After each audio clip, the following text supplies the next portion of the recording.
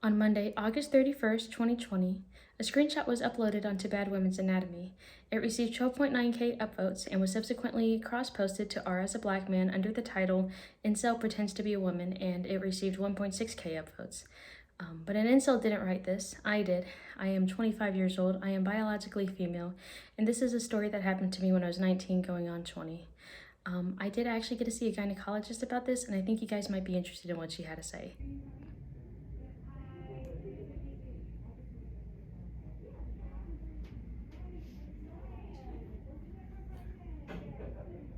Hello. Hello. Is it? Yes. I'm Dr.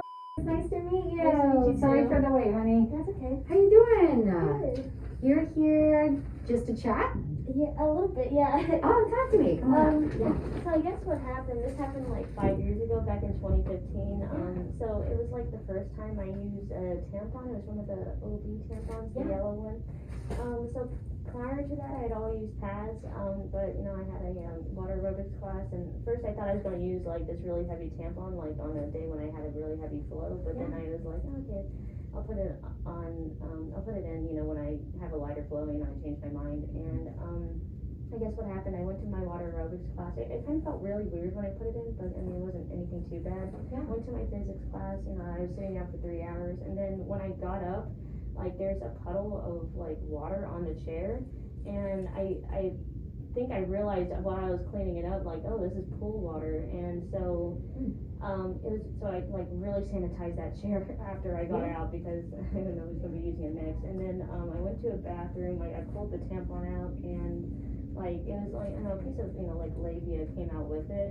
Labia? Yeah, or something, a piece of Tissue?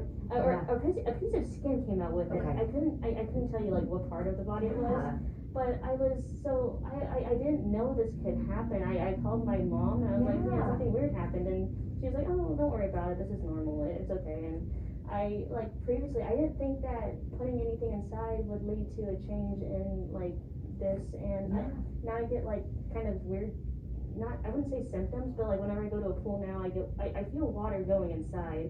I previously never felt that. Yeah. And then when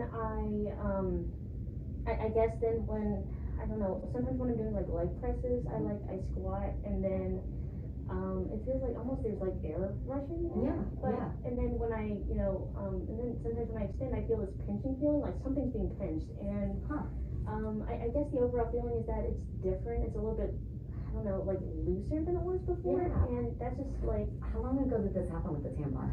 2015, so that was 5 years ago. Oh, wow, okay. Yeah, so I mean, it's not painful, it's just all. And you're still having periods, right? Yeah, everything's normal. Good. You might have, because you're not sexually active, right? Yeah. You might have broken your hymen. Oh, so really? Okay. So that's usually what the sensation you're describing, because you know what that is, the hymen, it's like the hymenal ring. Yeah, I've heard of it. I thought that was a little bit like further up, but maybe not. It's usually further up, yes, but once you put a tampon in, you're breaking the seal, basically. Really? Some women bleed after that, and that's usually what I hear most commonly, but you bleed the first time you have sex. Yeah, I was wondering, I was like, there wasn't a lot of blood, because I thought that was just like kind of period blood, but I wasn't sure. So, and it's okay, it's nothing bad, but you know, obviously I need to check and make sure everything looks okay. Sure. But as long as you're not having pain, it's pretty common to feel that kind of like water going in, because there's no barrier anymore. Really? Okay. So that's probably what you're feeling now, is that it's just different from what you're used to. Okay. But I'll make sure that there's nothing, you know, damaged. I don't think so. Okay. You'd be in a lot more severe pain. Okay. But if you're describing like a tissue coming out, I wonder if that was part of it. Okay. All right. And the examination, what would that consist of exactly? It's just me looking down there. Okay. That's all. All right. That's fine. I won't touch you, I promise. Oh, It's okay. And you haven't had, it's not painful, right? No. Okay. So you're gonna feel my hands, okay? Okay. My hands on the outside here. Just gonna take a look and make sure labias look okay. Yeah, I guess I couldn't tell the difference between, because I've never seen like any bit of skin ever, and I know some women are like, oh, I've had that ever since birth, and it's always like kind of confused me. So labias are actually this stuff. Okay. You feel me touching that on the Yeah. outside? Those are your labias. If your labia had come off, you would be screaming in pain. Oh, okay. Yeah, That's so good to the know. good news is your labias are just fine. Just my finger, okay? You're gonna feel that. Oh, I don't even feel that. You don't feel it? No, not really, yeah. Good. yeah, everything feels pretty normal, okay? There is that flap of skin that does stick out now. Is that Flap of skin on the outside here? Yeah, it's like I can't. Yeah, it's like. Do you wanna show me? Are you Yeah. okay to show me? Yeah, that's fine. Do you wanna reach? Yep. Maybe There like you I go. think it's like. I guess it's like this one, because that definitely wasn't there before. Is that? That's your labia. That is labia. And it's totally normal. Okay. You know, it's probably just your development that it's labia majora, okay? One side can sometimes be a little longer than the other side, because you have a little more on the left side compared to the right side, which is perfectly normal, okay? So that was the one that kind of came out after I pulled out the tampon. Is that normal or? You might not have noticed it, you know, it may have been tucked in, and maybe it was just after the tampon came out, you just noticed it more, and maybe it was kind of tucked in like this. Okay. So, but yeah, it doesn't look abnormal, it's just part of your normal development. Okay. Yeah.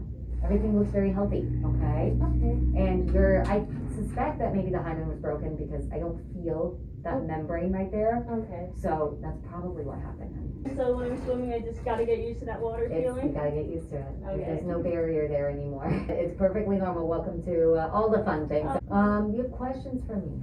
Oh, I guess, so if I were to become sexually Yeah. active, I wouldn't have to worry about anything else being knocked loose or anything or whatever happens. It's perfectly fine. You know, women always, when you see labias, they always show pictures of these like perfect like things that are closed. No woman looks like that.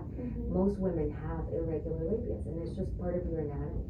It's totally normal, and it's very healthy and beautiful. You know, I get patients sometimes who are like, why does it look so weird? And that's normal for you. Okay.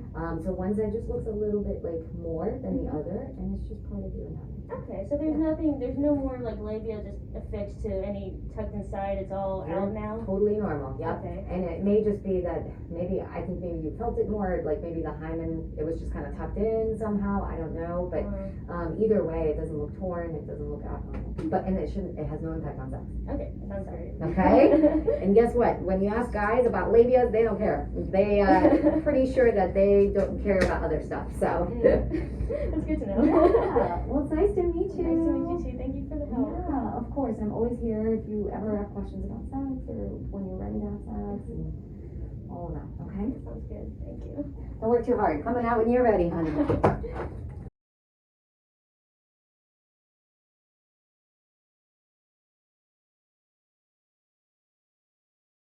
I think my favorite thing about this experience was reading comments like, oh damn, she broke the freshness seal, and then I go to the gynecologist office and she's just like, oh yeah, that's exactly what happened. And that is the point I was trying to get at in my original post, that the dichotomy between real life and the internet, it can just be so jarring sometimes. There were actually 2 people I found on this subreddit who did know what I was talking about, and I'll link them down below. And somebody came up with a really good thought. They said, yikes, this is why I advocate for equal sex ed. I think it should be mandatory. If this isn't done correctly or at all, it can really mess up lives. And just speaking for myself, I wouldn't say that my life is messed up, but given the educated choice, I would not have chosen to break my hymen with a tampon. It would have been for when I was ready to have sex with a partner. And I don't really believe that you can have full autonomy over your body if you have inadequate knowledge about it. In high school, I remember that one sentence in my book that said, oh, you can, tear your hymen in a number of ways. It can be from horse riding, bike riding, obstacle courses, jungle gyms, gymnastics, dance, karate. And, just speaking for myself, but as a kid, as a preteen, as a teenager, I've done all of those things for a number of years, recreationally, not competitively. Nothing has ever caused as much disruption, as much change to my vagina or to my hymen as putting in one tampon one time, and that is all I gotta say about that. I didn't really learn this in college either. In 2019, I graduated with a Bachelor's of Science in General Biology. For a year after that, I retook Anatomy and Physiology 1, and then I took Anatomy 2, and although my grades were not the best, we really didn't cover this. And it was shortly after these 2 classes that I made this rant on Reddit. And even when I saw a gynecologist, it didn't really seem like she knew why the well, I'm just going to call it the inner labia, had been tucked inside of me for the first 20 years of my life, or why it had come out when I put in a tampon. So this isn't something I really blame people for not knowing. I wouldn't have known it if it hadn't happened to me. So I suppose you can make the argument that, well, if incels didn't exist on the internet, and if I didn't sort of sound like an incel when I told this story, then this wouldn't have happened. But the thing is, I don't blame incels for this, because incels didn't have anything to do with it. Incels weren't the ones writing comments like this. Incels weren't the ones that got the anatomy wrong. And incels weren't the ones that made such an insular, self-righteous community that real women with real experiences cannot share them without fear of being vilified by the very people claiming to understand their anatomy. And no matter what side of the argument you're on, if you start with a conclusion and then cherry-pick the evidence to fit that conclusion, if you use inductive reasoning to say that what applies to a certain percentage of women must be true for all women, you're going to miss some people. You're going to overlook their stories, and you're going to alienate them because they don't fit within that idealistic worldview that you've constrained yourself to. So if you have made it through the end of this video, thank you for watching. I hope you got something out of it. And if you do have any questions, I really encourage you guys to see a gynecologist of your own. I really think that you guys might benefit from having at least one source from someone who isn't on the internet. So if this has happened to you, or if you think this might have happened to you, you're not crazy, and you're not alone, and this is just one small piece out of a much bigger picture.